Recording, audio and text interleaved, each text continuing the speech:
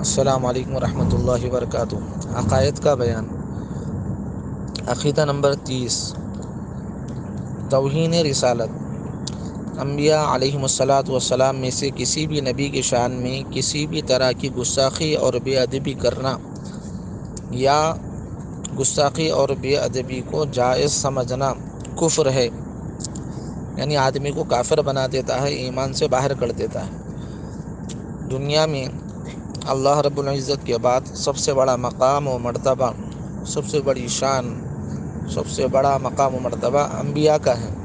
لہذا اگر کوئی گستاخی کرے تو وہ ایمان سے باہر ہو جاتا ہے، اور خود تو گستاخی نہیں کر رہا لیکن کوئی اور گستاخی کر رہا ہے اور اس کو اچھا سمجھ رہا ہے، جائز سمجھ رہا ہے، تو وہ بھی ایمان سے باہر ہو جائے گا۔ حتیٰ کہ علماء نے کہا ہے کہ اللہ کے بعد سب سے بڑا مقام و مرتبہ نبی کا ماننا ضروری ہے۔ اگر کوئی نبی کی فضیلت تو مان رہا ہے لیکن فضیلت جتنی ہے اتنی نہیں مان رہا بلکہ کم مان رہا ہے، تو یہ بھی بے دینی اور کفر ہے۔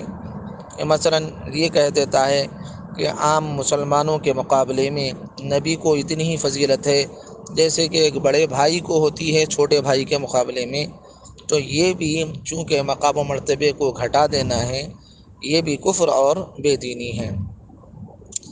تو بہرکیف یہ عقیدہ رکھنا ہے کہ اللہ کے بعد سب سے بڑا مقام اس کائنات میں حضور صلی اللہ علیہ وسلم کا ہے، انبیاء علیہ الصلوۃ والسلام کا ہے۔ عقیدہ نمبر 31، توہین علم نبوت۔ اس بات کا قائل ہونا کہ فلاں شخص کا علم حضور کے علم سے زیادہ ہے، یا علوم نبوت یعنی علم دین کو باقی علوم اور فنون کے مقابلے میں گھٹیا سمجھنا، یا علماء دین کی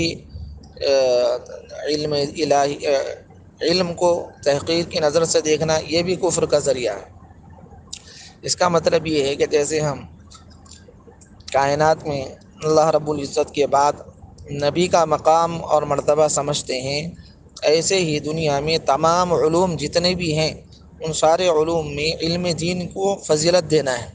قرآن کا علم مثلاً بچہ حفظ کر رہا ہے، حدیث کا اور تفسیر کا علم جیسے کوئی عالم بن رہا ہے، تو اس علم کو دنیا کے تمام علوموں پر فوقیت اور برتری دینا ہے، اور دل سے سمجھنا ہے کہ یہ علوم اور فنون سب سے بڑے ہوئے ہیں۔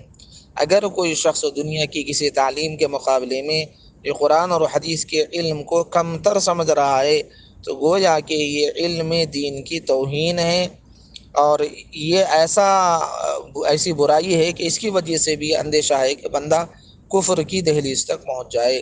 لہذا علم دین کی عظمت اور اس کا مقام و مرتبہ دل میں ہونا چاہیے، ذہن میں ہونا چاہیے۔